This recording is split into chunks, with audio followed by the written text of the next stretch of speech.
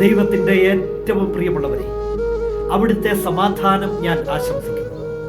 ഇന്ന് കർത്താവ് നമുക്ക് നൽകുന്ന ദൂത് വിശുദ്ധ യോഹന്നാൻ എഴുതിയ സുവിശേഷം 13-ാം അധ്യായം 34-ാം തിരുവചനം. ഞാൻ പുതിയൊരു കൽപ്പന നിങ്ങൾക്ക് നൽകുന്നു. പുത്തൻ കൽപ്പന. അത് ഒരു പുതിയ സ്നേഹത്തെക്കുറിച്ച്, അന്നോളം കേട്ടിട്ടില്ലാത്ത ഒരു സ്നേഹത്തെക്കുറിച്ച്. കർത്താവ് നൽകിയതൊക്കെ പുതിയതാണ്. പുത്തൻ വീഞ്ഞു നൽകി, പുതിയ സൗഖ്യങ്ങൾ നൽകി, പുതിയ ജീവിതം നൽകി, പുതിയ പുതിയ വചനങ്ങൾ നൽകി അവിടുന്ന് മനുഷ്യരുടെ ജീവിതങ്ങളെ പ്രകാശമാക്കി മാറ്റി. ഞാൻ ഇതാ പുതിയ ഒരു കൽപ്പന തരുകയാണ്. ആ കർത്താവ് നമ്മുടെ ജീവിതത്തിൻ്റെ മുന്നിൽ പുതിയ വാതിലും വഴികളും തുറന്നു തരും. പ്രത്യാശയോടെ കാത്തിരിക്കാം.